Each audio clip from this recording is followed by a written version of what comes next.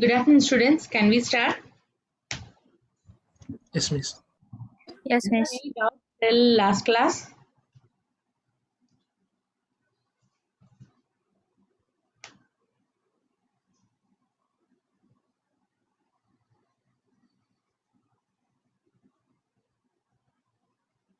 Okay, so definitely you will have doubts. Maybe take time and read.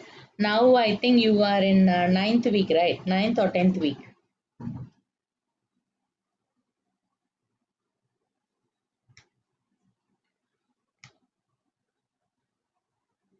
Okay, so start reading this particular topic. Don't keep this topic till the end of the semester because before exam, then it will take time for you to understand this topic. So you start preparing maybe by this weekend itself. You have start reading this particular topic. Is that clear? Okay, so today Yes, miss. we'll see about the technique. So this will be little bit different Miss, compared to miss, yes. are these topics already posted in LMS because we can't view? It's not there. Actually, I made a small mistake. I posted all the slides in R12 batch 1. Today morning only I saw. Now I'm just redoing it. Oh, okay, miss. Okay, so after the class you will be able to view it. Okay, okay. Thank you, miss. Okay. Okay. I'm sorry here. I didn't see today morning when I was checking women's health only I saw it. Okay, miss. So this technique is typically a manual technique that it is not like your other technique. It will take little more effort for you to do this particular technique. It's not only for reading, even for doing also you need more practice. So when you practice for a very long time, then only you will be able to master this particular technique. So you need to spend some time for this technique. Okay, so this technique, as I showed you one video yesterday, it has some grades and it has a grading scale.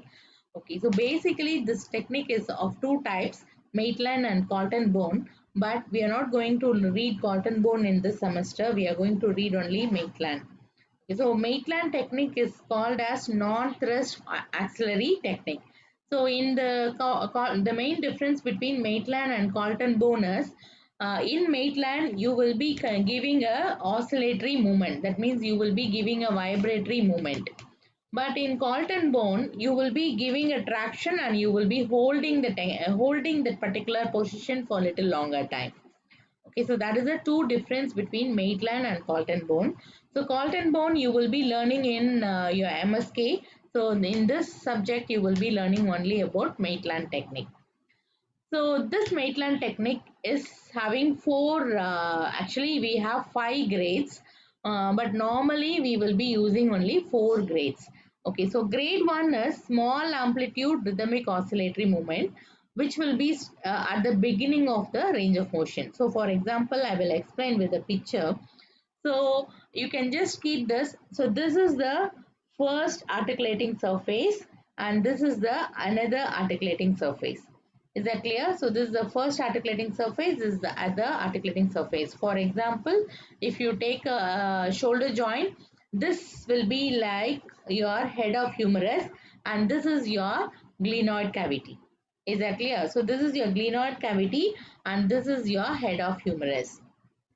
Okay, so you will be having some space between both the articulating surface and that space only will be reduced in case of reduced range of motion.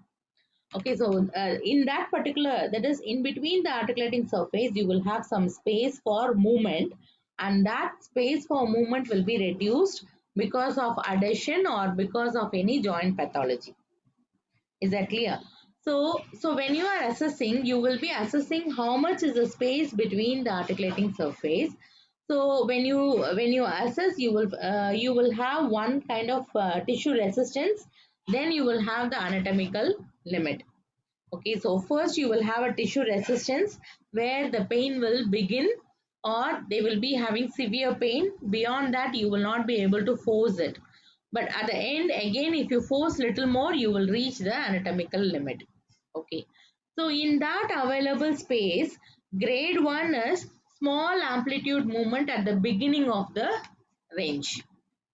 So grade 1 is a small amplitude movement at the beginning of the range. Grade 2 was large amplitude in the middle of the range. Okay, so it doesn't start from the beginning, it doesn't reach the tissue resistance. So it is an in-between movement, but you will be giving a large amplitude. Okay, so large amplitude means large oscillatory movement like this. So here it will be a small oscillatory movement like this. Okay, so grade 3 will be again large amplitude, but you will be reaching the tissue resistance.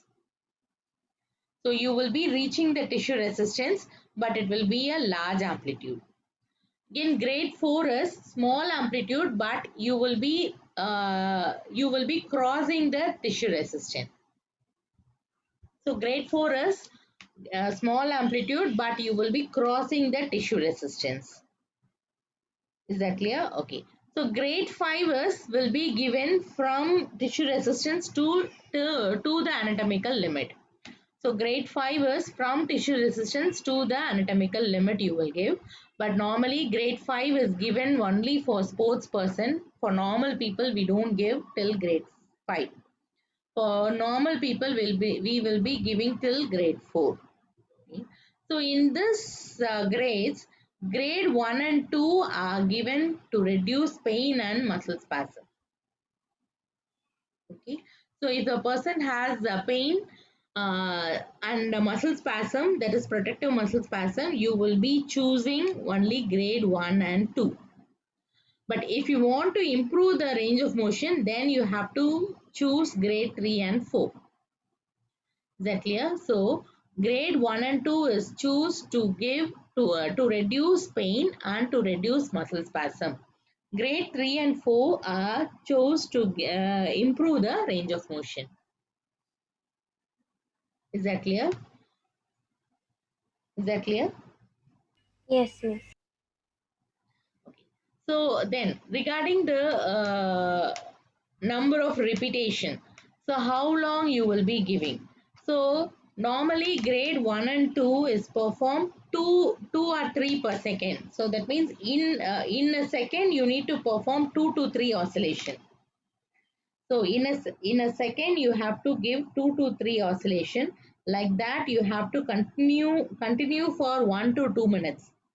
So that means within 1 to 2 minutes, you need to perform nearly 120 to 180 oscillatory movement. So imagine how much fast you are supposed to give.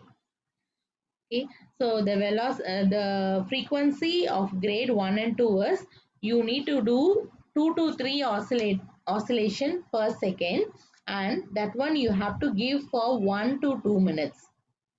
So that means within 1 to 2 minutes, you need to perform around 120 to 180 oscillatory movement.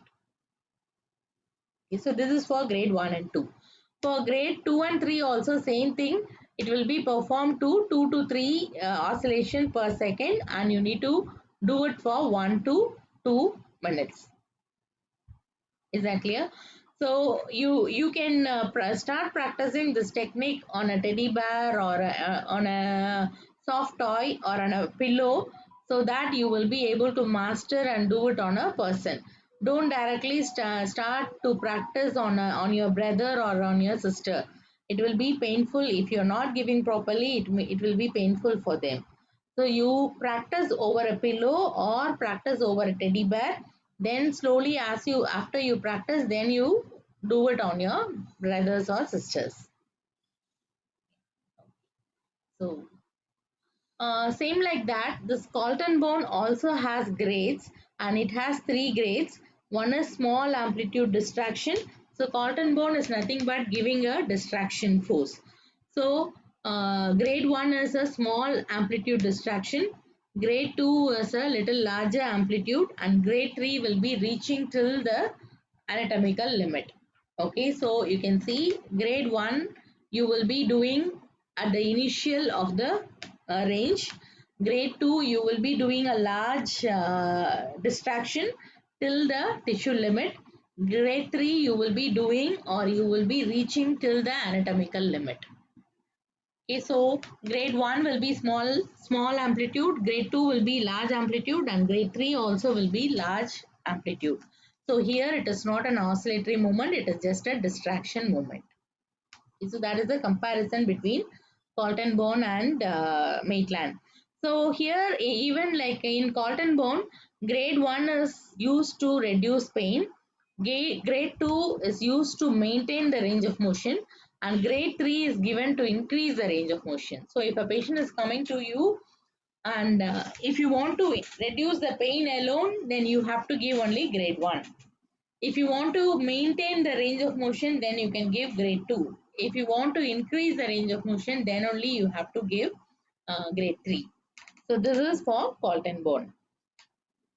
Okay, so now we will go into the Maitland's technique.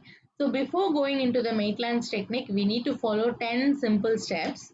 So the first one is you need to evaluate and assess. So you need to do a evaluation perfectly and you need to know how much is the range of motion. So range of motion is not like your goniometer.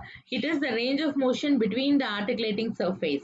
So we cannot use your goniometer. We have to do in hands, palpate and find it out. Exactly. So it is not, we cannot use a goniometer. So you have to do with a distraction force only you will be able to find it out. Exactly. So that's why examination or evaluation is little tougher in case of peripheral joint mobilization. Okay, so when you are evaluating, so that means you will be doing a gliding movement and see how much is the distance between the articulating surface or how much is the range of motion in the articulating surface.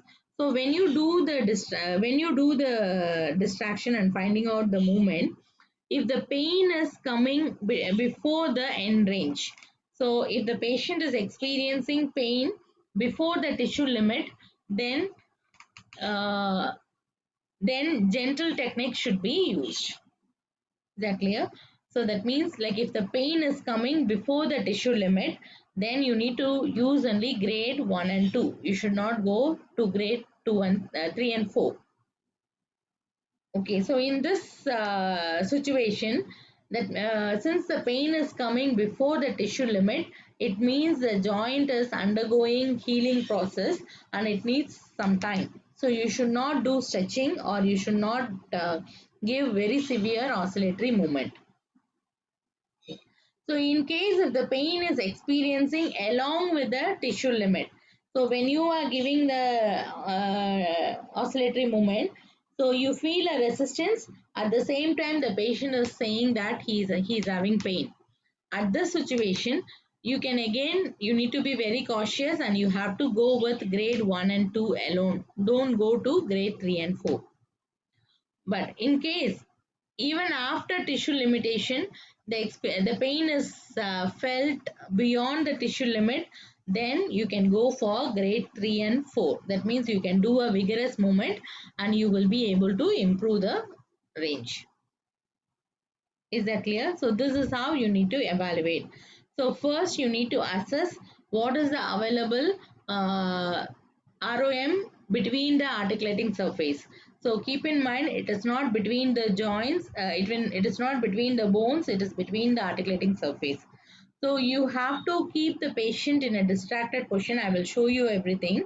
So you have to keep the patient in a distracted position, do the oscillatory movement and see how much is the range.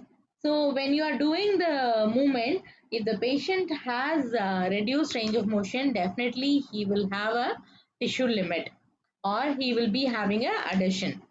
So that adhesion you have to see. If the pain is coming before the adhesion, then you have to give only grade 1 and 2. If the pain is coming along with the tissue adhesion, then you have to give again grade 1 and 2. But if the pain is coming after the tissue limitation, then you can go for vigorous techniques. So you can go for grade 3 and 4. Is that clear? So this is the first one. So next is uh, next thing is you need to check the joint position. So here joint position is very very important, because in certain joint position only the articulating surface will be distracted. In certain joint position, the articulating position will be closely packed. Okay, so for example, there is something called resting position, where the joint capsule and the ligament will be in a maximum relaxed position. Okay, so uh,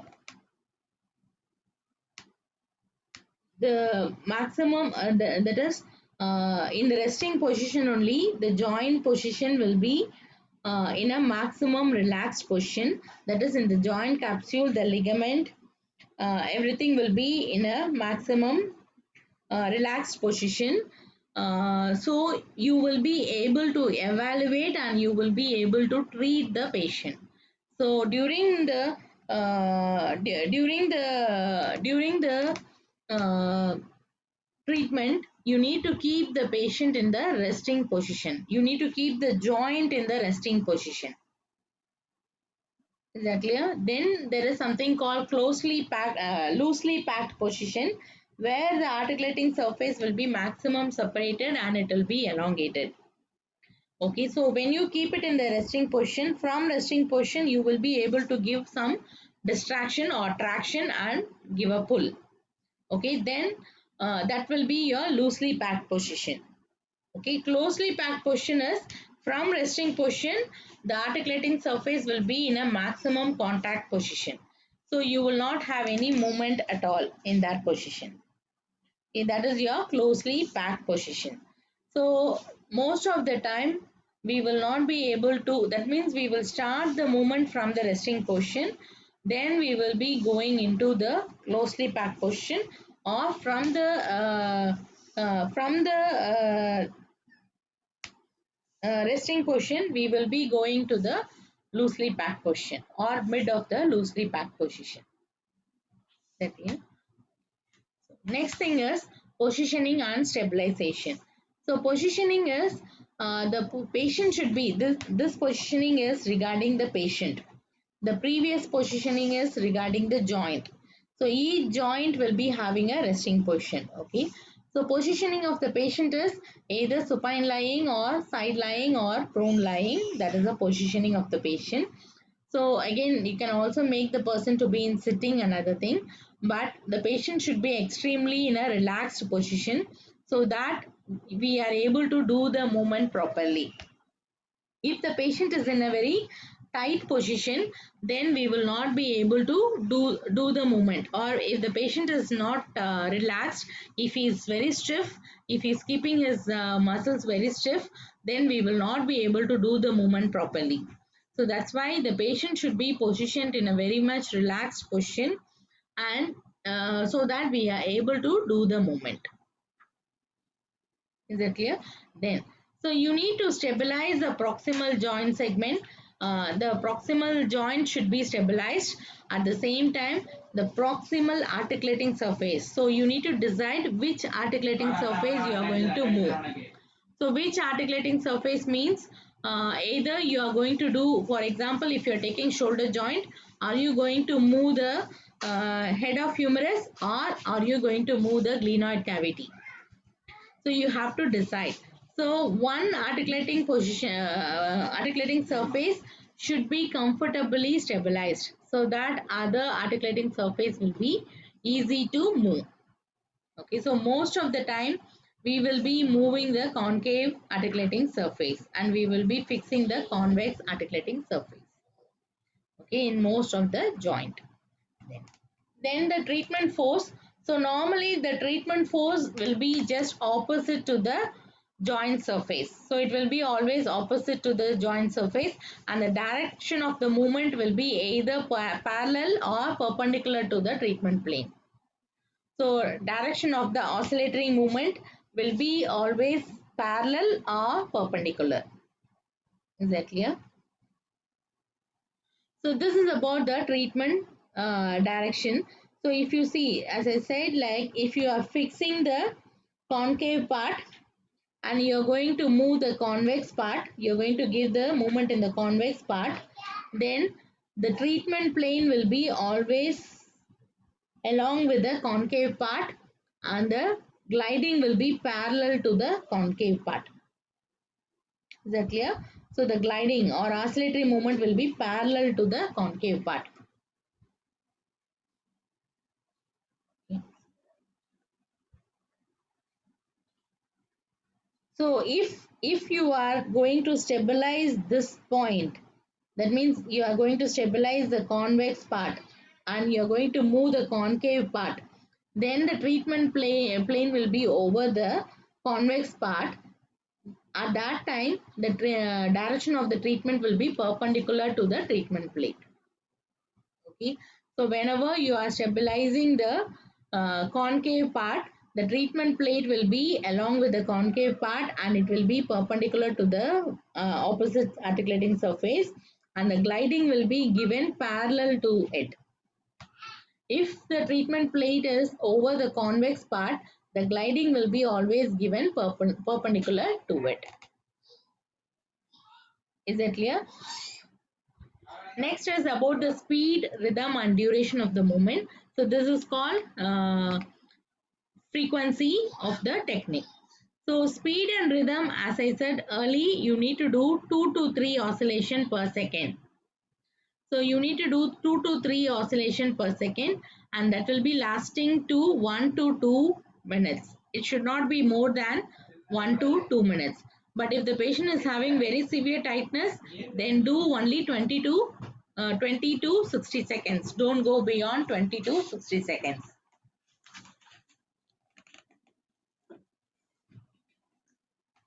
Is that clear?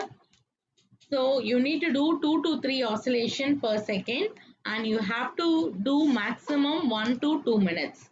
If the patient has so much severe tightness, then give only 20 to 60 seconds, not more than that. Okay, so like that, for 1 to 2 minutes, you have to do the movement continuously. Give some rest, then again go for the second set. Okay, give some rest, again you can go for third set. So like that, maximum you can give only 6 sets per day, not more than that. So like that, maximum you have to do only 6 sets per day. So imagine 1 to 2 minutes you are giving the oscillatory movement, give some rest, then again second set you will give 1 to 2 minutes, then give some rest, again third set you will be giving. Give some rest, again fourth set. Like that you will be maximum giving for 6 sets. So it is not mandatory that every patient you need to give 6 sets. So you can also stop by 3 sets. So it depends on the patient how they are able to cope up with your movement. You are going to increase the number of repetition. Is that clear? So the first day you have to give very less. Then slowly you can increase the number of sets. So first day you give only 3 sets. Then from second, third day, then slowly you can increase. Is that clear? Okay. Then the rest period again depends on, so if the joint is very painful, then you give rest period for like some seconds, maybe 20 or 30 seconds like that. So again, this resting time depends on the patient tolerance. So if they're not able to tolerate, then you have to give more rest period. If they're able to tolerate, then you can reduce the rest period. So for then this is about the oscillation, and the oscillation have to be given very smoothly, and the oscillation should be very regular. So smoothly and regular means, so for example, first minute, first second you are giving 2 oscillation, then second also you have to give only 2 oscillation. Okay, so you should not, like in 1 second you are giving 2 means throughout that particular set you have to maintain that 2 oscillation. So you should not like in some time you should not give 3 and sometime you should not give 2. Okay, so that is called as regular oscillation, and it should be smooth. So in case if the joints are very painful, then you can give intermittent distraction of the articulating surface, and you can hold the distraction for 7 to 10 seconds. Like that, if the restriction is very severe, again you can give a distraction, and the distraction have to be hold for 6 seconds. So intermittently you can do like this for 3 to 4 repetition.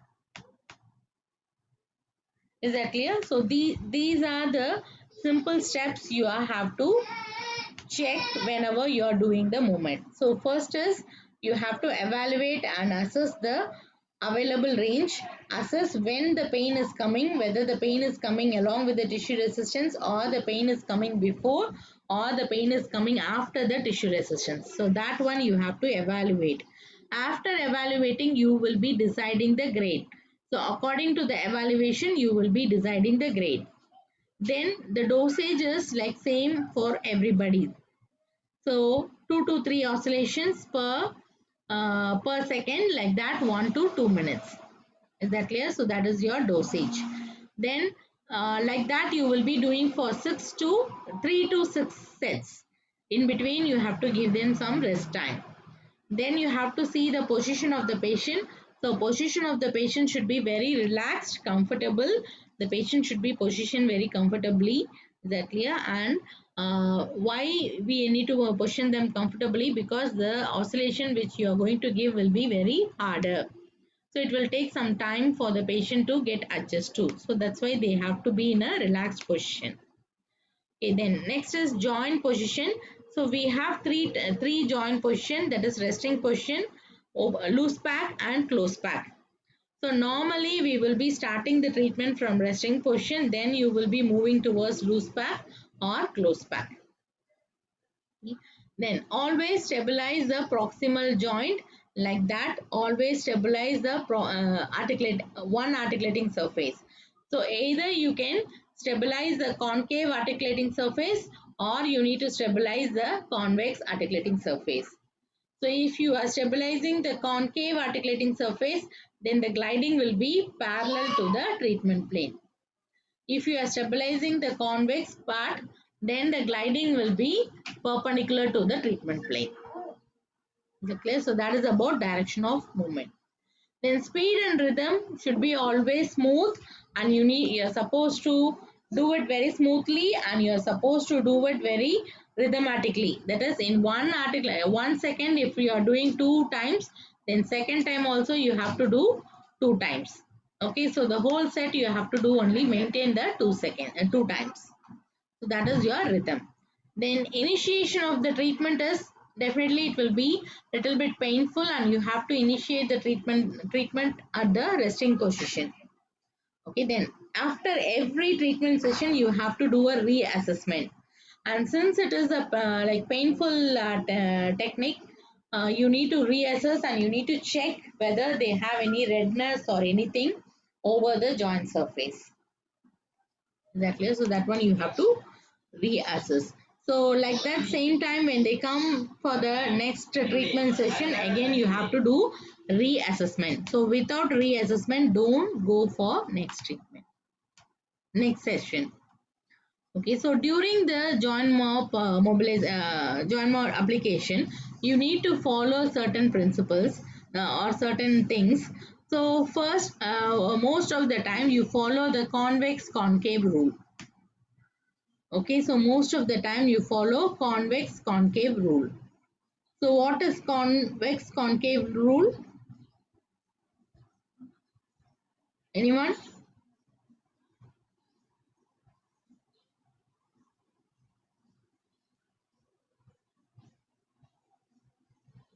So convex concave rule is where the convex joint surface will be sliding opposite to the direction of movement. Okay, so here the convex part will be stabilized. Okay, concave part will be stabilized, and convex part will be doing the gliding. So you need to do the gliding over the convex articulating surface, where concave part will be stabilized. So when you stabilize the concave part, the treatment plane will be over the concave part, and the gliding will be parallel to the treatment plane. Okay, so this is what you are supposed to use for almost all the treatment technique. Okay, then So for all the treatment, then next is the patient should be continuously relaxed. That is, throughout the session the patient should be relaxed. So if the patient is not relaxed, then it will be more painful for them. So that's why you need to make the person to be more relaxed. Okay, this is very important. The next is the purpose of the treatment and the sensation what the patient expect should be explained to the patient, because this is going, the purpose of treatment is to reduce the pain and to increase the range of motion. But while doing the movement the patient definitely will have some pain. Okay, so the patient should not feel like after the treatment the pain has increased. Okay, so immediately after the treatment the pain will be little bit increased, so you can give ice pack to reduce the muscle soreness. Then after a little bit later only the patient will be able to feel the relaxation or feel the pain reduction. Okay, so explain this very clearly to the patient. So during the treatment and immediately after the treatment, definitely the patient sometimes will feel as if the problem has increased or the pain has increased. Okay, they are going to have some soreness. Okay, so this is an expected thing. But if you want to increase the range of motion, then you have to go with it. Okay, so this one you have to clearly explain to the patient, then only start the treatment. Then you have to evaluate before and after the treatment. So this is very important. So before the treatment and after the treatment, you need to assess and reassess. Then stop the treatment if the treatment is so much painful, better stop the treatment. Then always use proper body mechanism. So because you're going to give a vibratory movement for very long time, if you are not in a proper like proper posture, then you will end up in back pain or you will have some other problem. So that's why you need to maintain a proper body mechanism for the patient as well as for the therapist. So this is very important and very must. So the therapist as well as the patient should use the proper body mechanism. Okay. So whenever possible you can also use gravity to give the distraction. So if you want to give distraction, you can use gravity if possible. Okay, then begin and end the treatment session with grade 1 and 2. So for example, a patient is coming to you with reduced range of motion. So here you are supposed to increase the range of motion. So you want to do grade 3 and 4. So directly don't go and start grade 3 and 4. You start with grade 1, then go to grade 2, then go to grade 3, then go to grade 4. Okay, likewise ending also it should be again grade 2 and grade 1. So that means one treatment session will be including, that means if a patient needs to be increased in the range of motion, so one treatment session will be like grade 1, grade 2, grade 3, grade 4, again grade 2 and grade 1. Okay, so if the patient is only for pain, then you start with grade 1, go to grade 2, then again end with grade 1. If you want to increase the range of motion, then you have to go with grade 1, 2, 3, 4, again 2 and 1. Is that clear? So this is the proper way. Then, so the patient definitely will have a response like muscle soreness. So they will be having little bit of muscle soreness. So you should not do the technique daily. You have to do the technique only alternative days, so that you allow the patient to heal the soreness. Okay, you should not do the technique daily. You have to allow it so that the patient is getting ready, or the patient muscle soreness will reduce or will heal. Is that clear? So the patient, after doing this technique, the patient should do ROM exercises, because you will be increase some range of motion. So that increase in the range of motion um, supposed to be practiced. Okay, so that is very important. So you are supposed to practice that particular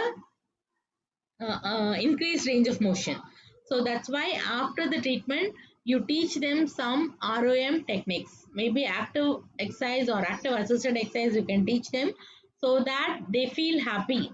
Okay, they feel as if when they come to you, they will be having little pain, and maybe the range of motion is 0 to 80 in shoulder. Okay, so when they are going back, if they are definitely they are going to have more pain. Okay, and but when they are going back, if the range is increased to 0 to 90, then the patient will be feeling happy. If not, the patient will think, okay, while I'm coming, I had less pain. Now this person has increased my pain without knowing properly. Is that clear? So that's why you increase the range of motion. You make them to do the movement, then you allow them to come up. Okay. Then next is the patient joint and RM should be reassessed after the treatment and again after before the next treatment. This is very, very important. Then the pain is always the guide. So if the patient is having severe pain, then you have to stop the treatment. So the pain is only our guide. Is that clear? So these are the theoretical aspects. So you can take some 5 to 10 minutes break, then we will go into the practical aspect. So practical aspect, I will explain using a slide, then I will show you the video. Is that clear? So practical aspect, I will explain using the slide, then I will go into the video so that you will get you will be little bit clear. So the time is around Okay, 3:50, miss. 3:45. We will meet by 3:55.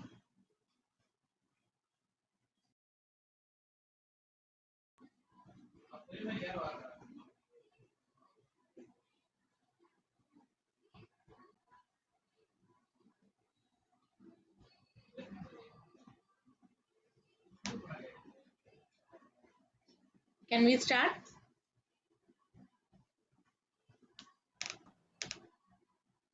Yes. Yes, miss. So first we will see about upper limb. Okay.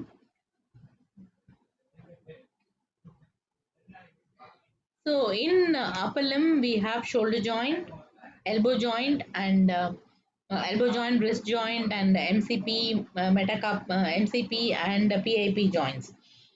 First, we will see about the shoulder joint. So in shoulder joint, if you see, we have something called glenohumeral joint.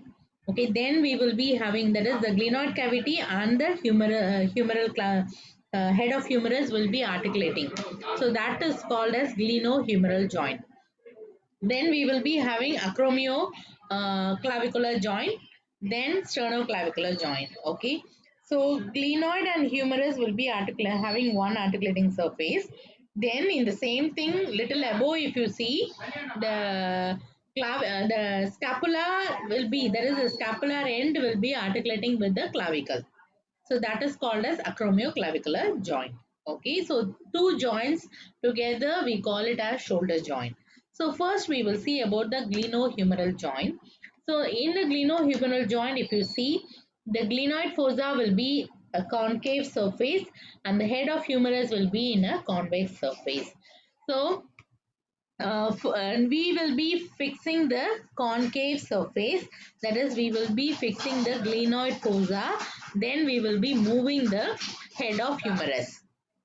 Okay, so since the concave part is a glenoid fossa, the treatment plane will be in the glenoid fossa and the movement will be over the head of humerus. So when you are giving the gliding should be parallel to the glenoid fossa. So in this joint, first the resting position is the shoulder should be in abducted 55 degrees, then horizontally adducted 30 degrees. Okay, the shoulder should be abducted 55 degrees, then horizontally adducted 30 degrees. And the forearm should be rotated so that the horizontal plane will be along, the shoulder is in the plane of scapula. So if you see here, in the picture, the proximal joint to the shoulder joint is the scapula. So we are fixing the scapular using a belt.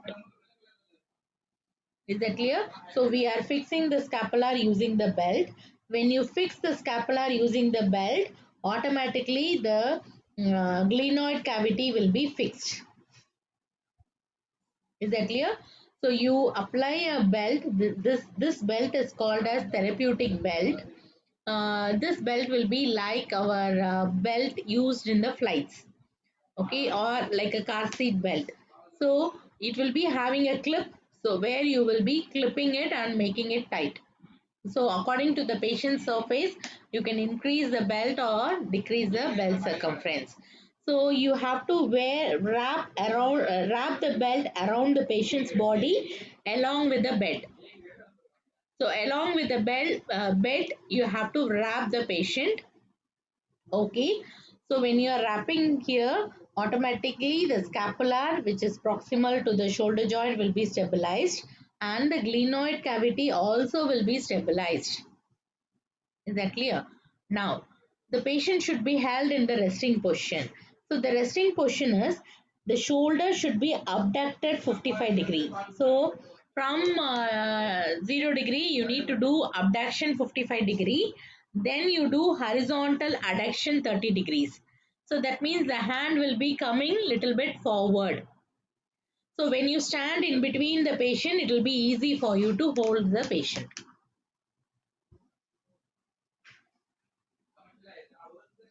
Is that clear? Okay.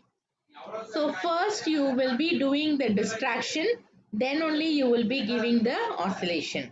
Okay, first you need to do the distraction. So when you do distraction only, the articulating surface will get little bit move away. Then only you can give the oscillatory movement. Otherwise you will not be able to give the oscillatory movement. So first you need to do the distraction. So how you will be doing the distraction is, you hold the patient in between your body, and that is you stand in between the patient's body and the hand. Then one hand will be stabilizing the patient in resting position. So the therapist right hand, if you see, it is stabilizing the patient's hand in resting position, that is 55-degree abduction and 30-degree horizontal adduction. Then with the left hand, you need to hold the upper part of the arm. So with the left hand, you need to hold the upper part of the hand. That is, you open up the web space and hold between the web space. Now give a distraction force away from the patient's body. Away from the patient's body. Okay, so this is called glenohumeral distraction. Is that clear? This is called glenohumeral distraction. Now, so you need to hold in this distraction throughout the oscillatory movement. Okay, so you need to hold in this distracted position throughout the oscillatory movement. So the first we will see, if you want to increase shoulder abduction, then you have to do something called caudal glide. Okay, so if you want to um, improve shoulder abduction, then you need to do something called caudal glide along with along with the glenohumeral distraction. So the patient will be lying in lying position. So the belt will be wrapped around the scapular along with the table. The therapist will be standing in such a way that the patient's hand is 55-degree abducted and 30-degree horizontally adducted. Okay, so one hand the patient will be holding. So the patient will be giving, the therapist will be giving the distraction and holding the hand in one hand. Okay, so along with the distraction, left hand will be holding the patient's hand. Then with the help of the right hand, you hold the head of humerus. So you hold the head of humerus, then give a downward oscillatory movement. Is that clear? So hold it with the web space, you hold the head of humerus and give a downward oscillatory movement. So this is called as caudal glide towards the patient's feet. Okay, so this is called as caudal glide. So like this, slowly you need to increase. So this one you are doing in resting position. Okay, so this caudal glide you are doing in resting position. As the patient's range of motion increases, you will be doing it in the long axis like this. then also you will be doing in elevation like this. Is that clear? So same caudal glide, as the patient is progressing, you need to progress the gliding. So when the patient is having only 55 degree of movement, then you will be doing in this position. Okay, in case if the patient doesn't have 55 degree of abduction, then you keep the hand in whatever available range and do the caudal glide. As you do the caudal glide, the patient will slowly improve in the range of motion. I'm not saying in one day. Slowly, as you are giving the movement, they will be keep on increasing. So as the patient is keep on increasing the range of motion, then you slowly increase it to 90-degree abduction. Okay, so increase to 90-degree abduction and give the caudal glide. Rest everything will be same. Okay, once the patient is improved beyond 90-degree, then you can position the patient in sitting position. Okay, position the patient in sitting position, hold the hand in the available range, then give the caudal glide, push downwards. So this is your progression of caudal glide. So till the patient is increasing the maximum available range, you are supposed to give this movement. Is that clear? So this caudal glide will help you to improve shoulder abduction. So even if the patient is having 0 to 20 degrees, slowly you can do the caudal glide oscillatory movement along with distraction. You will be able to improve it. Is that clear?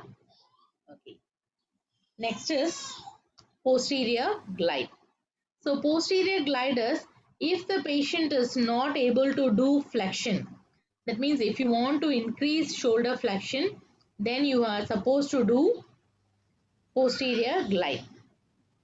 Okay, so here you have to position the patient in supine lying. Position the patient in supine lying. Then hold the patient in the resting position. So what is the resting position? 55-degree abduction and 55-degree abduction and 30-degree horizontal adduction. So that is a resting position for glenohumeral joint. So in that position you have to keep. So you can see the patient will be in 55-degree abduction and 30-degree horizontal adduction. So in this position you have to hold the patient and you can hold the distraction using one hand. So you can hold the distraction force using one hand. If you're not able to hold the distraction force using one hand, you can use a trochanteric belt, then hold the distraction using your body. So wear the trochanteric belt around the patient as well as around the patient's hand. Then pull back. When you pull back, automatically you will get the distraction. Then you have to give a posterior oscillation, pushing down. So with one hand, you will be pushing down the head of humerus. Okay. So with one hand, you will be pushing down the head of humerus. So if the patient is very bulky, if you're not able to hold with one hand, then you can use the belt and with two hands, you can give the oscillatory movement. Is that clear? Next is anterior glide. So this is done to increase the extension. That means if the patient doesn't have extension movement, if you want to improve extension and external rotation, then you can do this anterior glide. So here what you have to do is, you have to position the patient in prone lying. So to safeguard the shoulder, you can give a small towel. Otherwise, when you are giving the pressure, it will be getting pushed over the bed. It will be painful. So give a towel and stabilize the patient over the towel. Okay. Keep the patient in resting position over your thigh. So you can keep your leg over a footstool and keep the hand in the resting position over your thigh. So when you are keeping over your thigh, automatically because of the gravitational pull, the patient will have the distraction. You don't need to give distraction. So if you position properly, Because of the gravitational pull, automatically the patient will get the distraction. Okay, so stabilize using the thigh and with one hand. Then with the other hand, you hold the head of humerus. Then give the push forward or give the oscillatory movement in the anterior manner like that. So when you're giving anteriorly, this is called as anterior glide. Is that clear?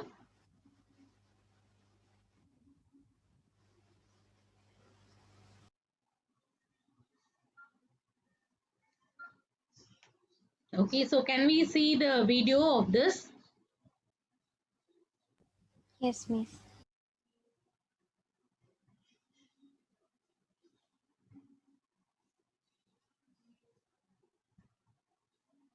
So here in this video, if you see,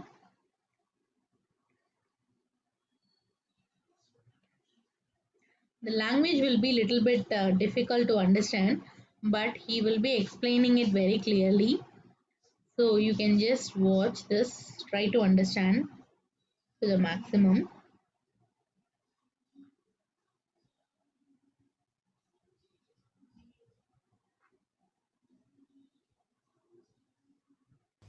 Miss.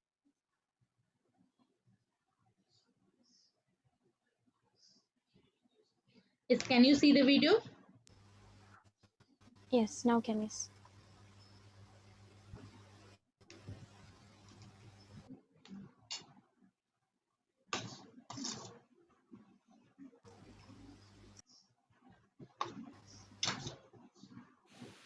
التكنيك الاولاني وهو البوستيريور جلايدنج. البوستيريور جلايدنج طبقا للكونفكس كونكيف رول. البوستيريور جلايدنج مين الموفينج سيرفيس هنا؟ الهيد اوف هيومرس. الهيد اوف هيومرس مالها كونفكس، فلما اعمل بوستيريور جلايدنج هيحسن الفليكشن. البيشنت بيبقى نايم سوباين وبيبقى فيه بيلت اكروس الشيست عشان نثبت السكابولا، وبحط الصاي ما بين الارم وما بين الشيست بتاع المريض، والشيست بعمل تيرنينج خفيف كده عشان يعمل ايه؟ ديستراكشن جريد 1، حاجه خفيفه خالص عشان تسهل الجلايدنج موفمنت. باجي بحط ايدي عند الانتيريور اسبكت بتاعت الهيومرس وبنزل في بوستيريور جلايد. بوستيريور جلايد. ملاحظه وانا بعمل البوستيريور جلايد اخلي الالبو اكستندد عشان الحركه تيجي من البادي ويت بتاعي، ما تجيش من مجرد بس الالبو، لا بعملها بحيث ان يبقى الحركه الالبو اكستندد وبعمل ني فليكشن عشان الحركه تيجي من البادي ويت.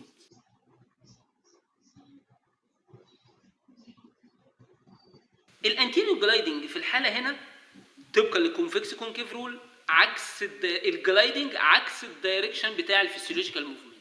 يبقى الانتيريور جلايدنج هيحسن الاكستنشن من 50 درجه فليكشن، 20 ل 30 درجه ايه ادكشن، وبريح الابر الهيومرس عند السايد بتاعتي، وبحط ايدي على البوستيريور اسبكت بتاعت الهيد بتاعت الهيومرس وبنزل في anterior glide.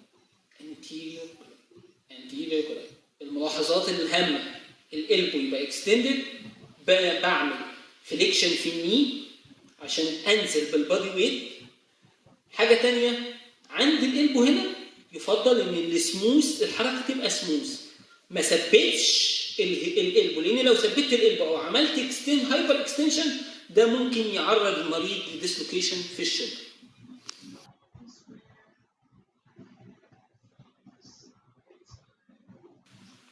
الشولدر جوين عايز احسن الرينج بتاع الابدكشن او اقلل البين في اتجاه الابدكشن. زي ما اتفقنا ان الهيد اوف هيومرس كونفكس والجلونيت فوسا كونكيف. هعمل انفيريور جلايد. الانفيريور جلايد هيحسن الابدكشن. الانفيريور جلايد زي ما اتفقنا ان هو هيحسن الابدكشن. الريستنج بوزيشن بنبدا من عند الريستنج بوزيشن 55 درجه فليكشن، 20 ل 30 درجه ابدكشن، وبحط ايدي هنا عند الاكزيلا وبعمل جريد 1 ديستراكشن، ببعد السيرفس عن بعض حاجه بسيطه. والايد الثانيه هنا فين؟ عن السوبيريور اسبكت بتاع الهيومرس، وبحركها في inferior glide. inferior glide.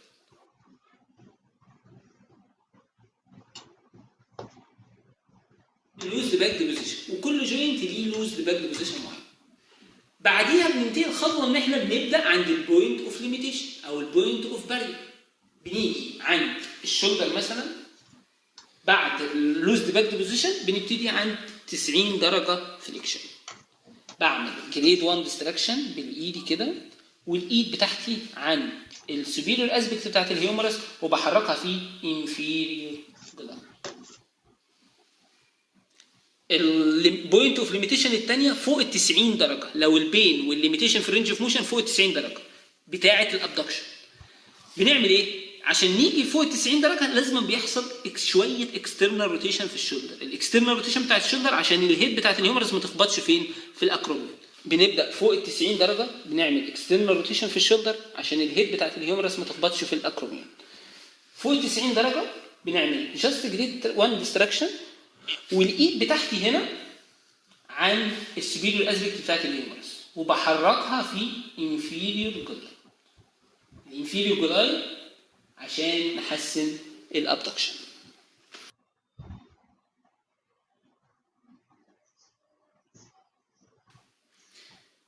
في تكنيك اسمه جوينت ديستراكشن، وتكنيك تاني اسمه لونج بون تراكشن. الجوينت ديستراكشن ببعد السيرفيس عن بعض. اللونج بون تراكشن بمسك من الهيومرس من تحت، لما اشدها هيحصل معاها ايه؟ انفيريور جلاي. جوينت ديستراكشن بحط ايدي عند الاكزيلا، وطبعا يفضل يبقى فيه بيلت يثبت السكابولا، وايدي هنا عند الاكزيلا، وبشد او ببعد السيرفيس عن بعض. فبحط ايدي هنا عند الاكزيلا وبحركها في جوينت ديستراكشن لاترال. ماشي. لونج بون تراكشن من الريستنج بوزيشن بمسك الهيومرس وبشدها لورا. لما اجي اشد الهيومرس لورا كده بيصاحب معاها انفيريور جلاي في الهيومرس.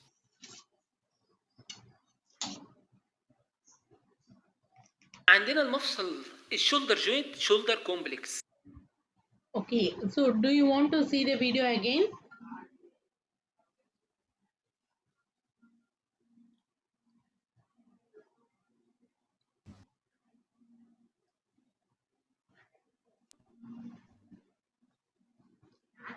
I assume it is no. Okay, so I go to the next. Miss, I have a question. Yeah, tell me. For the anterior gliding for glenohumeral joint, did he say that we should be careful of the elbow knot in hyperextension? Is that what he meant?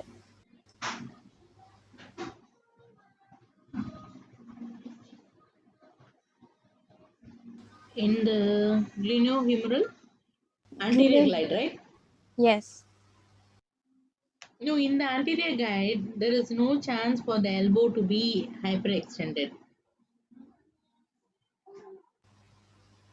Okay, so we must make sure it's not, because we have to Like, hold if you see in this picture, in case if the patient is very tall, or like if the patient is very tall for you, for the therapist very short, then only you will have issues like that.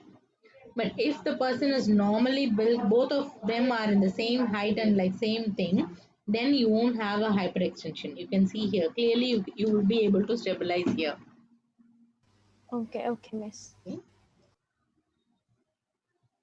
Okay, so see, videos are just for you, for your guideline. Okay, you follow the slides for all the hand placement and other thing. Okay, miss. Most of the time the videos are same, but some videos like Western country videos will be little bit different. Okay, so for that, for the OSPE, For the uniformity, you better follow the slides. Is that clear? Yes, miss.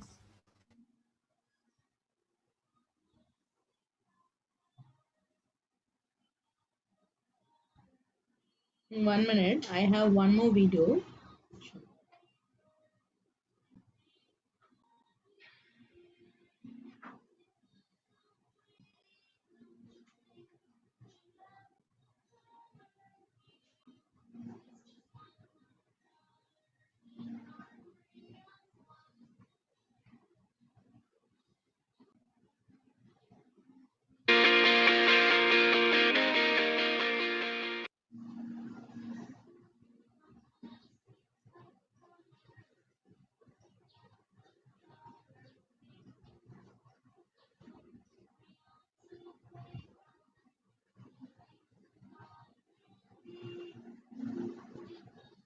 Abduction arthrokinematics consist of a superior roll and inferior glide of the humeral head on the glenoid fossa. Tissues involved include the joint capsule, bursa, and muscles that control motion of the shoulder complex. Joint mobilization forces can be used to help relieve pain or increase mobility. The goal is to cause a change in the tissues surrounding the shoulder complex.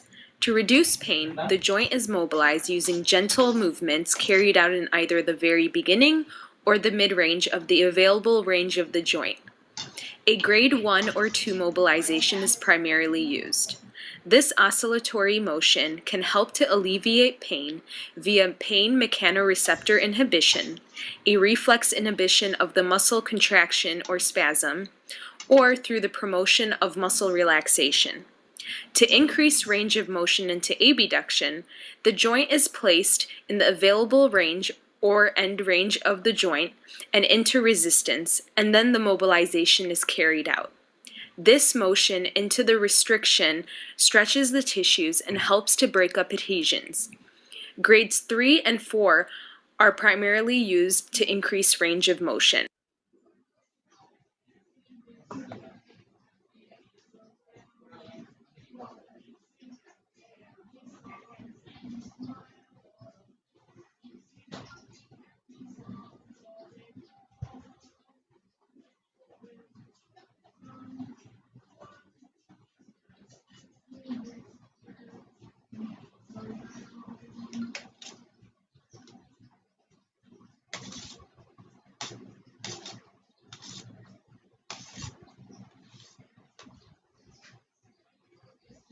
Slight flexion, 50 is close to the edge of the to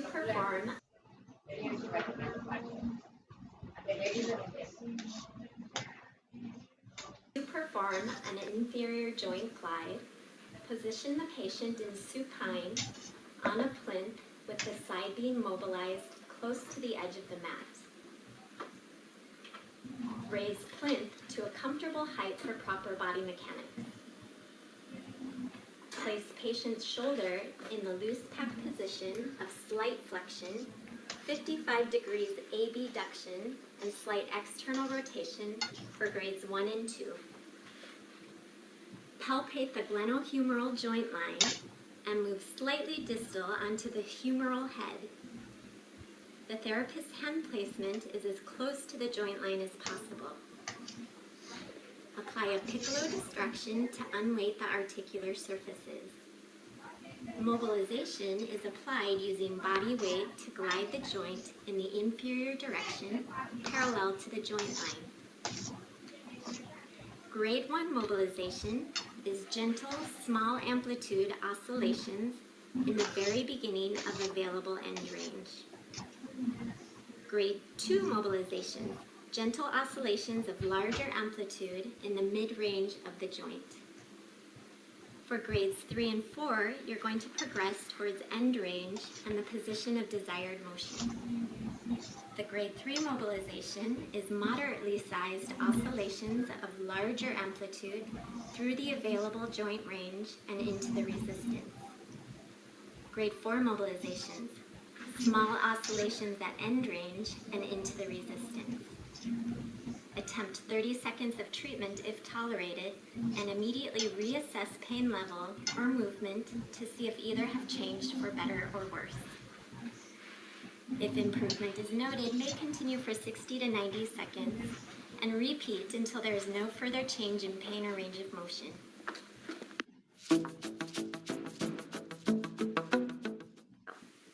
So after my assessment of your right shoulder, I see that you are having some mobility issues moving your arm up like this.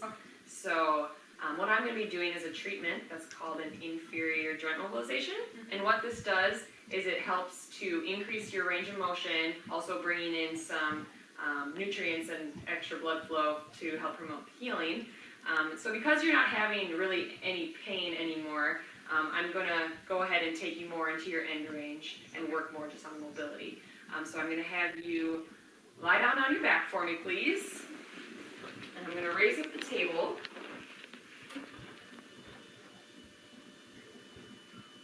And I'm going to have you scooch as close as you can to me. Yep, I'm going to go ahead and wash my hands really quick. All right. All right, are you comfortable? Mm-hmm. Good. Okay, so it's really important for you to relax during this. At no point in time should you have any pain while I'm doing this. So if you do experience some discomfort, just let me know, okay? So I'm going to have to take your arm. All right. And I'm kind of going to have to put my arm up in your armpit, okay? That's fine.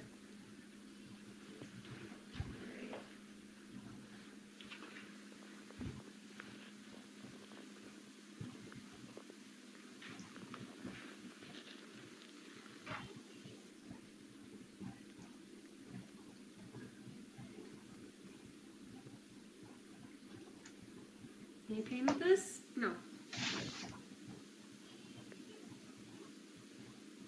We're going to go ahead and try to do it for about 30 seconds. Okay.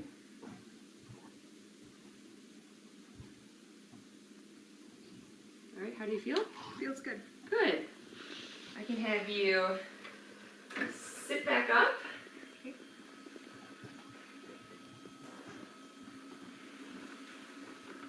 All right. Now can you raise that arm up to the side as high as you can go? How's that feel? Feels better. Good. It looks like you're getting more range. So I think we're going to go ahead and continue doing this treatment as much as you can tolerate for our next session. Okay. Any questions for me? No, I'm good. All right. Sounds good.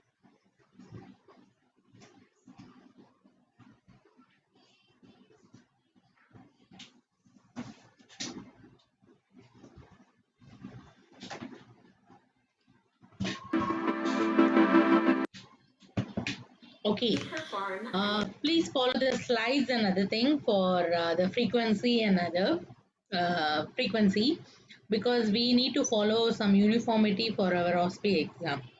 Is that clear? So you follow the hand placement, the frequency, everything, you follow the slide. Videos are just to give you a more clear picture regarding the procedure. Okay. So can we go to the next joint?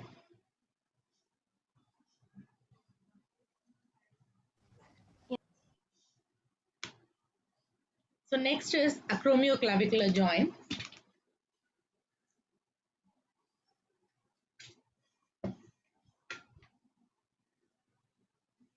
So the scapular end will be articulating with the clavicular end to make this acromioclavicular joint. Okay, so if you see normally, the movement will be very, very minimal in this acromioclavicular joint. But for some movements like shoulder abduction and adduction and all, this particular movement or this particular joint is very important. If this particular joint is very adhesive, and if this joint is having some pathology, then you will not have complete range of motion in your in the glenohumeral joint. Okay, so this is, since it is very close by, both the joints need to be normal to have a good range of motion in the shoulder joint. So in the acromioclavicular joint, as I said, the scapular part will be fixed, and the lateral part, lateral end of the clavicle will be mobilized. So you can see here, you can position the patient in, you don't have a resting position for this joint because it's a very smaller joint and doesn't have that much of articulating space. So you can position the patient in sitting. You need to stabilize the scapular part, and you need to mobilize the lateral end of the clavicular part.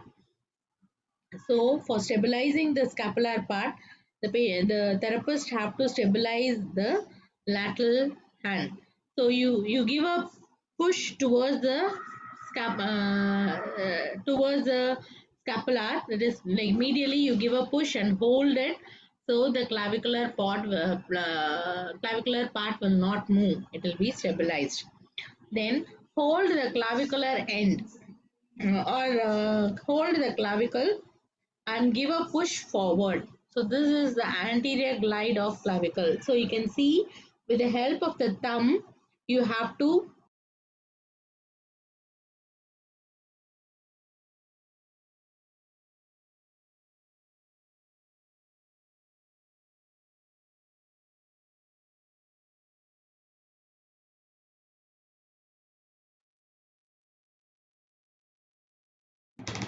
I'm sorry, I think internet was a little bit unstable. So I repeat, you need to stabilize. You make the person to be in sitting position, or you can also position the patient in prone lying. Then you have to stabilize the scapular using one hand. So you can stand behind the patient and stabilize the acromion process with the fingers of your lateral hand. So you can stabilize like this. Can you see? With your fingers you can stabilize here. Then with the help of the thumb of the other hand, you have to hold the clavicle posteriorly and give a push anteriorly. So this is the anterior glide. Okay, so in case if you are positioning the patient in prone lying, then you can give a towel under the shoulder. Like your anterior glide, you need to give a towel under the shoulder, because when you are giving the oscillatory movement, the pressure will be hurting the shoulder joint. So that's why you need to give a towel under the hand here. Then you will be pushing forward. Okay, so this is anterior glide. Then posterior glide, you can position the patient in supine lying. Okay, so position the patient in supine lying, stand beside the patient. Okay, palpate the acromion process with the finger. You need to stabilize the scapular using the fingers like this. So you can just imagine, same thing, you position the patient in supine, stabilize the scapula using this finger, okay, then hold the clavicle using the other hand, then give a push backwards. Since the patient is in supine lying, if you push downwards, automatically you will be getting posterior glide. Okay, so if you push downward, automatically you will be getting a posterior glide. So this is your acromioclavicular joint. So we will complete the sternoclavicle also, so that the one set of joint will over, then you can watch the video. So next is sternal clavicular joint. So acromioclavicular joint will be the lateral end, and the sternoclavicular joint will be the medial end of the clavicle. So in the medial side, the medial end of the clavicle will be articulating with the sternum. So that joint is called a sternoclavicular joint. And this joint also will not have much movement. So it a very minimal movement only will be there. It will not move much. In case if the person has any breathlessness, and if the patient is taking more severe breathing, then only you can see the sternoclavicular joint is moving. Otherwise, normally we don't see this particular joint moving. Okay. So the treatment plane will be along with the clavicle for protraction and retraction. It will be along with the sternal manubrium in case of elevation and depression. Okay, so this movement will be happening along with the ribcage movement. Okay, so you need to position the patient in supine lying and stabilize the thorax, so that you can stabilize the sternum. So you can just wear a belt around the thoracic region so that the sternum will be stabilized. So sternum is the middle bone here. So if you want to stabilize the sternum, you have to wear a thoracic belt around the thoracic region. Okay, so if you wear that, then the sternum will be stabilized. Then now the one part of the articulating surface is stabilized. So you will be moving the clavicular part and you will be doing the gliding. So here you can do posterior glide, anterior glide, superior glide and inferior glide. All the glides are possible in this sternoclavicular joint. So make the person to be in supine lying. Okay, so using one, so if you see here, the sternum have to be stabilized using a thoracic belt. Then you will be stabilizing the clavicular with your two fingers. Can you see here? These two fingers, you are stabilizing the down clavicular from down. So stabilizing the clavicular from down, using the thumb, you will be giving the posterior glide, that is pushing downward. Medial end of the clavicular is pushed downward using the thumb here. So when you are pushing downward, if you don't stabilize using these fingers, the clavicular part will be moving up and down. So to prevent that, you need to stabilize using the two fingers. Okay, so stabilize using the two fingers, then give downward oscillatory movement, that is in the direction of A. So this is your posterior glide. For giving a superior glide, you need to use these two fingers. Okay, so you can just stop pushing posteriorly, then you just move or push superiorly using these two fingers, that is middle finger and the index finger. So with the help of the middle finger and index finger, you need to push towards the face. So this is your superior glide. Okay. So this is your superior glide. So these two glides are given to improve your shoulder depression. Okay, so for shoulder depression, to improve your shoulder depression, you will be using these two glides. Okay. So next is inferior glide and anterior glide. So same position in supine lying, you can stabilize the stabilize the sternum using the thoracic belt. You have to wrap around the thoracic region. Then with your hand, you need to hold the clavicle. Okay, so with your hand, you have to hold the clavicle, then pull upwards for anterior glide. Okay, so in the direction of A. So in the pull upwards, that is just lift the clavicular upwards. So that is your anterior glide. Is that clear? So that is their anterior glide. Then holding in the same manner with your index finger and the middle finger, push the clavicular downward. That is your inferior glide. Okay, press the clavicular inferiorly, that is towards downward, that will be your inferior glide. Is that clear? So this inferior glide and anterior glide will help you to increase the shoulder elevation. Okay, then next is like a little bit like sometimes if the patient doesn't is not having complete range of motion in the shoulder, you can see the scapular rhythm will not be normal. So I hope in anatomy you would have read something called scapular rhythm. So scapular rhythm is when you want to have a complete range of shoulder joint, especially abduction, you need to have some movement in the scapular. So for example, from 0 to 90-degree abduction, if you see the scapular as well as the glenohumeral will be moving at the same range. Then you have to move little bit the scapular more than the humeral head. Then only it will be inside the joint. Okay, so if you have forgotten, you go back, take the anatomy slide and see what is scapular rhythm. Okay, so if you want to have a good range of motion in the shoulder, then you need to have a good articulating surface movement in the scapular, in the acromioclavicular joint and in the sternoclavicular joint. Then only the shoulder joint will have a complete movement. Okay, so to break the adhesion, sometimes what will happen, The scapular is the blade like a structure here, and it will be lying over the rib cage. It will be lying over the rib cage. So sometimes there will be adhesion between the rib cage and the scapular. Is that clear? Sometimes there will be adhesion between the rib cage and the scapular. So to mobilize that, you can position the patient in side lying.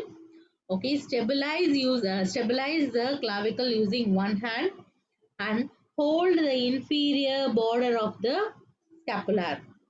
Hold the inferior border of the scapular and start to mobilize it. Okay, by pushing forward, backward, anterior, posterior, you need to push so that the scapula, so that the adhesion will be broken. Okay, so that the adhesion will be broken here. So in between the scapular and the rib cage, if there is any adhesion, then the scapular will just stick over the rib cage and it won't give the movement. If it is not giving the movement, then the shoulder movement will not be completed. So to mobilize that, you can position the patient in side lying. Hold the patient's inferior border with your hand. Then give a anterior push, lateral push, medial push. This will help you to break the adhesion. Is that clear? So this is scapulothoracic soft tissue mobilization. So why soft tissue mobilization? Because there is no articulating surface and all. So there is a muscle bulk which is holding the scapular. So you need to mobilize the muscle bulk. So that's why it is called as soft tissue mobilization. It is not an oscillatory movement, it is just a mobilization. Is that clear? So we will see the video.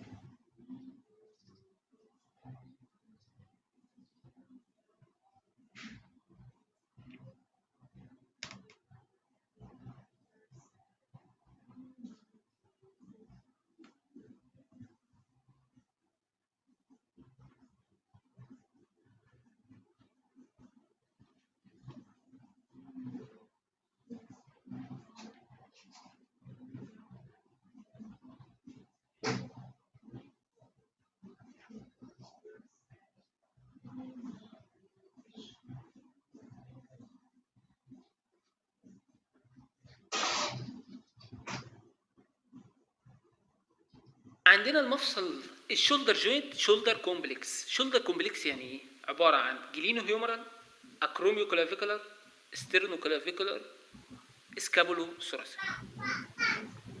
الاكروميو كلافيكولار عندنا تو تكنيكس، انتيريور جلايد وبوستيريور جلايد. الانتيريور جلايد بنريح ايدينا على الابر ترابيزيوس والايد بتاعتي على البوستيريور اسبكت بتاعت الكلافيكل، وبنعمل anterior glide. بعمل anterior glide في الكلام.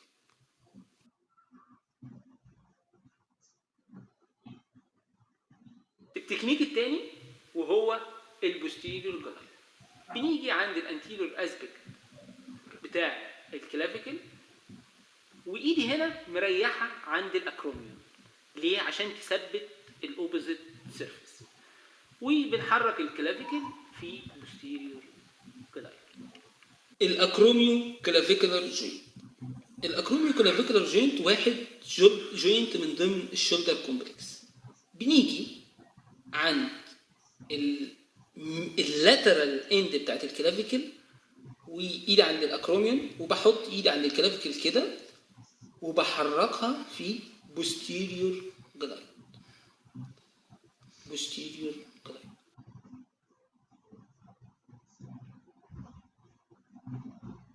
الستيرنوكلافيكولار جوينت واحد من الجوينت بتاع تبع الشولدر كومبلكس. الستيرنوكلافيكولار جوينت عباره عن حاجه اسمها سادل جوينت. يعني ايه سادل جوينت؟ عباره عن سلك الحصان. عباره عن لما تيجي تبص عليه من فيو كونفكس، تيجي تبص عليه من الفيو العكسي او الفيو البربنديكولار عليه تلاقيه ايه؟ كونكيف. بالتالي عندنا 4 موفمنت في الستيرنوكلافيكولار جوينت. elevation depression. الانفيريور جلايد بيحسن الاليفيشن، السوبيريور جلايد بيحسن الديبريشن. ليه؟ لان الفيو ده والكونفكس هي اللي تتحرك على الكونكيف. الحركه الثانيه بروتراكشن ريتراكشن. البروتراكشن في السيم دايركشن، الجلايد في السيم دايركشن، يبقى انتيريور جلايد بيحسن البروتراكشن، بوستيريور جلايد بيحسن الريتراكشن. المثال الواقعي هنا في البوستيريور جلايد بحط ايدي عند الانتيريور اسبكت بتاعت الكلافيكل، الميديال اند بتاعت الكلافيكل، وبحركها بوستيريور جلايد. انتيريور جلايد باجي عند البوستيريور اسبكت بتاعت الكلافيكل وبحركها في انتيريور جلايد. التكنيك الثالث الاليفيشن والديبريشن. انفيريور جلايد بيحسن الاليفيشن،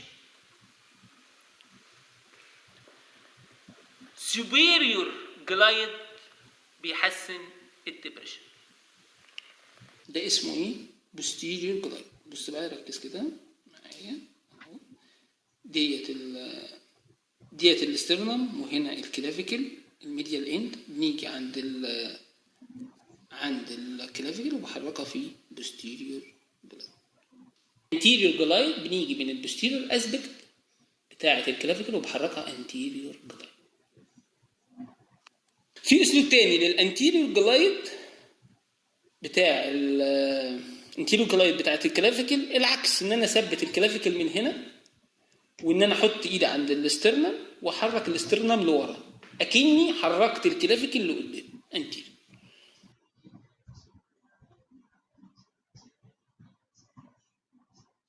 inferior glide superior glide.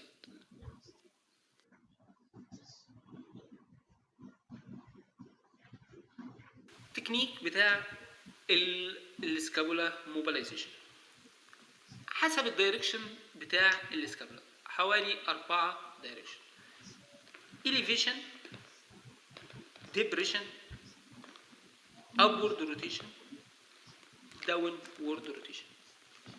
protraction away from the spine، retraction toward the spinous process.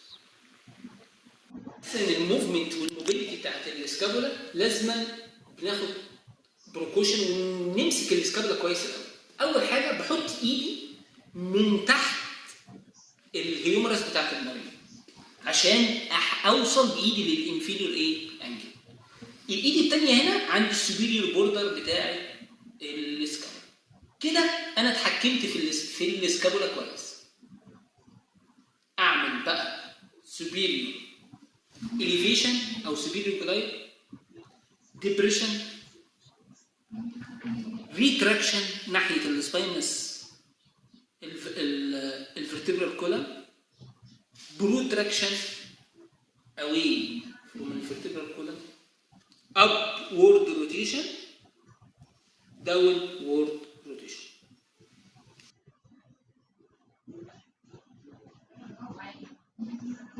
منطقة الفقر منطقة مشهورة جدا، بنبقى محتاجين نعمل الموبيلايزيشن تكنيك عشان ايا كان مثلا واحد مثلا عمل كاست وعايز وبعد فترة معينة في ليميتيشن في الرينج اوف موشن او ايا كان، فبنحتاج ان احنا نعمل الموبيلايزيشن.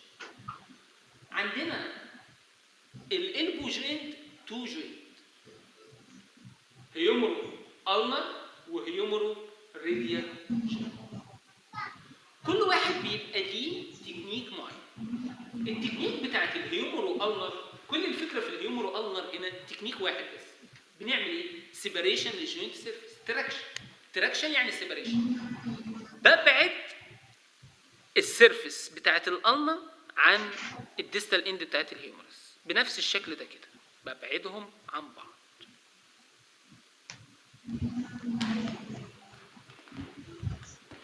الريستنج بوزيشن بتاعه 70 درجه فليكشن، 10 درجات سوبرفيجن، وباجي ايدي بتبقى بنفس الشكل ده كده عند البروكسيمال اند، وبس بركز اكتر ناحيه الايه؟ الالنا، وبعمل جوينت سيبريشن كده.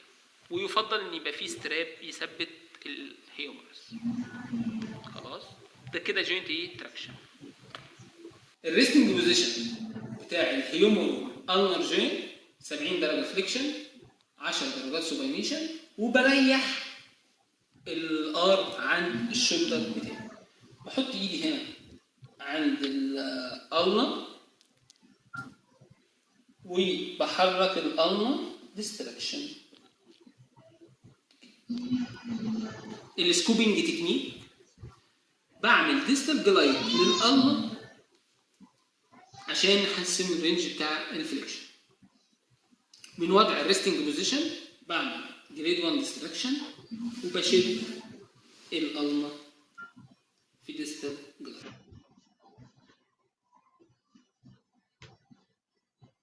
الهيومرو راديال. Okay.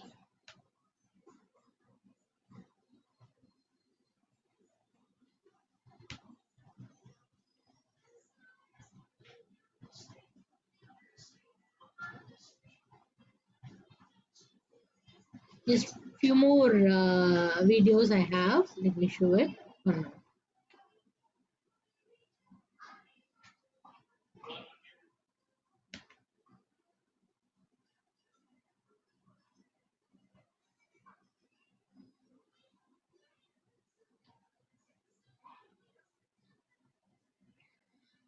All these videos are educational videos. Okay, they are not doing on patient. That's why they are not doing that many repetitions. They are just showing how to do it. Okay, so this is all like class videos. Mobilization. Okay, so we're going to have the patient, we're going to do mobilization of the glenohumeral joint, and the open pack position is going to be abduction at about 55 to 70 degrees, and it's going to be about 30 degrees of elevation, horizontal elevation. So I'm going to lay the patient down in supine. We're going to do the right side. I'm going to make sure that the patient is close to the edge of the table. I want the joint off of the table. I'm also going to place a towel or some kind of support system, whether it be a wedge or whatever is used in the clinic, underneath the scapula to give stability to the scapula. So as I approach the patient, the first technique we're going to do is distraction. So again, the open kinetic or the open chain for the glenohumeral joint is about 55 degrees of abduction with about 30 degrees of horizontal elevation, okay? So I want to get my cranial hand into the axilla. The glenohumeral joint is positioned where the humerus is on this angle, so I want my distraction force going this way to separate from the fossa. Come into the axilla with this hand, getting close, get my body in position. I'm going to distract and do a distracting force right there. So my force is going in this direction. This is distraction. Okay? Now, also from this position, I can go ahead and do a posterior glide. Posterior glide of glenohumeral joint is going to be very essential for enhancing internal rotation of the shoulder. So I come in, do my distracting force, move my body into position, come over the top, palpate the AC joint, get to the edge of the acromion, and the lateral side of my hand is onto the humerus. As I'm distracting, I do a posterior glide. Take up the slack, do a posterior glide. Okay? Very good. From this position, we can also go in and do an inferior glide. Okay? So I find it easier if you come into this position, and what I'm going to do with an inferior glide, my footwork's important. I want to make sure that my feet, since I'm going to going in an inferior direction, my feet are lining up in the direction that I'm going to go in. So once again, I'm going to get the patient in his open pack position. My caudal arm and hand is up into his axilla, and my superior or cranial hand is up over the superior side of the humerus. I distract the joint, take the slack out, and from this position, I'm going to do an inferior glide. Take up the slack, and right here is my inferior glide. My forearm and body should be pushing in the same direction as the inferior glide. Okay? Next, we're going to do an anterior glide. backing it up, the inferior glide is good for somebody who's having difficulty with abduction. We're trying to get, it's a convexity on a concavity, so we're trying to improve that. So we're going to back up, we're going to have the patient go into supine in order to do an anterior glide, okay? So we're going to have him roll over.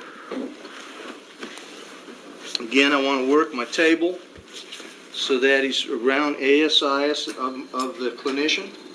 May even get a little lower.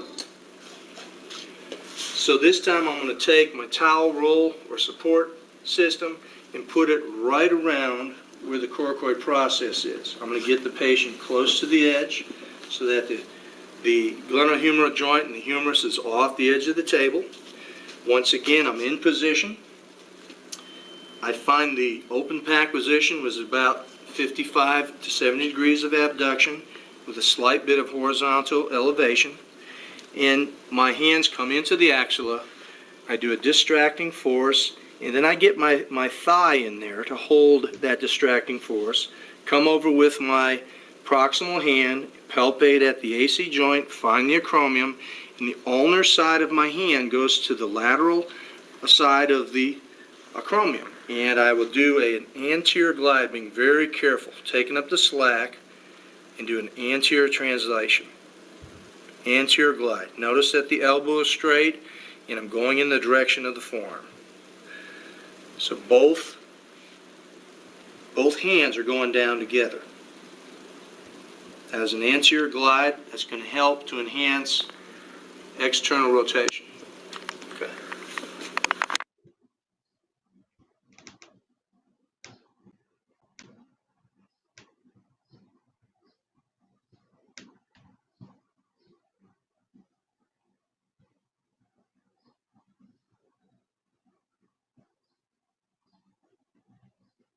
One more AC joint turns.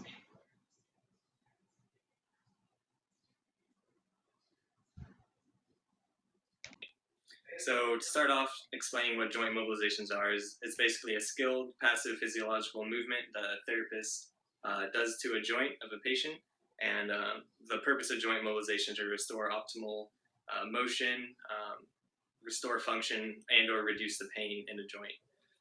Today we're going to be focusing on grades 1 of mobilizations, and that's when pain is the main restriction. So it's a small amplitude rhythmic oscillatory movement. And whenever you're applying joint mobilizations to a patient, make sure that you start with the lower grades before you move on to the higher grades. So talking about the acromioclavicular joint, I have a model here to demonstrate where we're going to be treating today. So the acromioclavicular joint is right here. It's a synovial plane joint.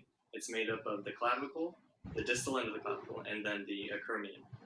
So for the stabilizing hand during this movement, this mobilization, the stabilizing hand, the fingers come up to the front, the anterior side of the acromion, and then the thumb goes along the spine of the scapula.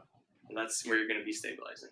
The treatment hand, if you're treating in an anterior direction, so an AP mobilization, the thumb is going to come to the back of the clavicle, the posterior edge, and you're going to be pushing anteriorly.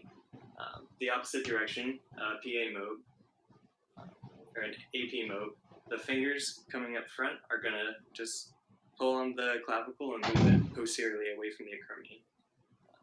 So I have a patient here, Richie, and Richie's main restriction is pain.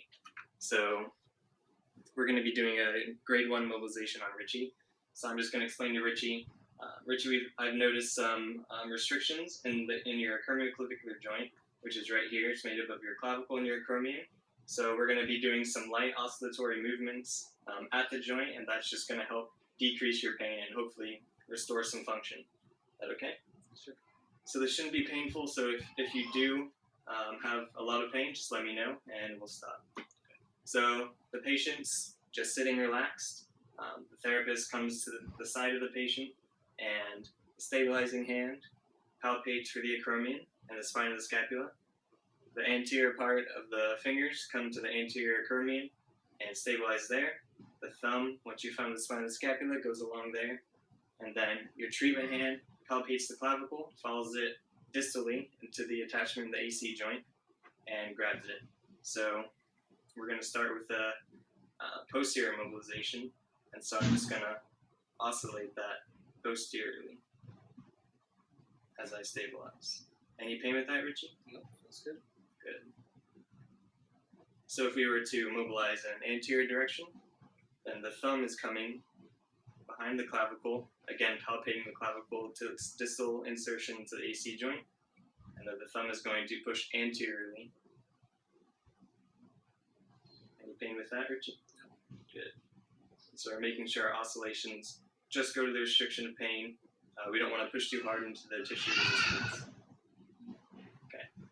So articles have stated that the main limitations of the AC joint occur with internal rotation and horizontal abduction. So to treat for those biases, first starting with an internal rotation bias, we're going to take the patient's arm and place it in maximal internal rotation at the shoulder, so we can place it behind the patient's back. And you're just going to rest it there. And then once we have the patient's arm in that position, then we can go on and treat just like we did before for the anterior and the posterior modes. And that'll help restore some of the internal rotation. The second one, for a horizontal abduction bias, we want to take, could you face this table, please? And go ahead and place this arm, face your body in that direction. Good. So his arm is now horizontally abducted. I'm going to raise the table a little bit just so we get in between 60 and 90 degrees. Again, the hand is going to palpate for the acromion, stabilize the acromion and along the spine of the scapula. The treatment hand is going to find the clavicle, the distal end, and then we're just going to do our modes like we talked about before again to treat for horizontal abduction restriction.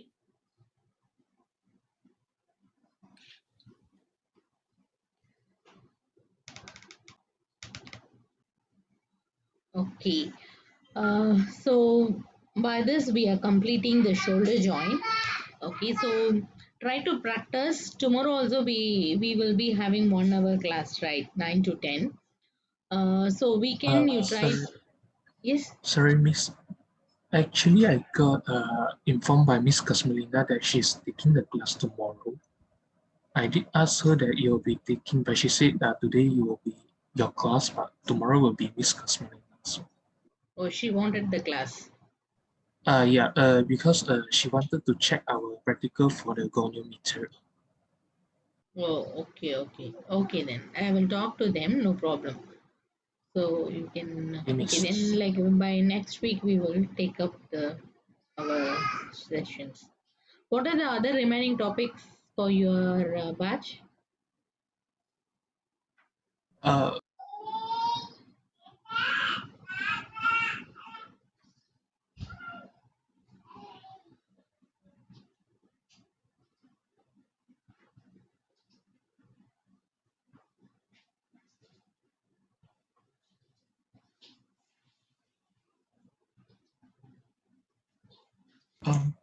For Miss Kasmalina's part, I think she's finished everything. But she just want to check our practical. Oh, okay then, no problem. Okay, you have confirmed with her, right? Yeah. Okay. Recently you confirmed with her? Just now at noon. She told me that she'll be having class Okay. tomorrow. Today means no problem because she is nearing her delivery, so we don't know suddenly if she's getting admitted in hospital, then it will be difficult. So in any other things, you just let me know, but no issues. You can continue the class, and next week we will see. All right. So next week Miss we Nisbet will will be be having your having Wednesday. presentation, right? Yes. So when do you have your presentation? Monday and Wednesday. I think it's Monday. Miss Vani didn't told us Monday or Wednesday. She just asked us to prepare for next week. Okay. Okay, so according to your academic calendar, next week is your 12th week, 10th week, 11th week or 12th week? 11, Miss. 11. So still we have time, right? So no problem. So I think most probably next week Miss Vani will be taking. Then I will take up the class after on 19th. Okay. So I'll take up the class from 19th. Okay, Miss. Okay, thank you all. So it's the long time is there. You please practice. So when we start next class, you need to ask me some doubts. So if you practice only, you will get doubts. Okay, is that clear? So keep practicing. Thank you all.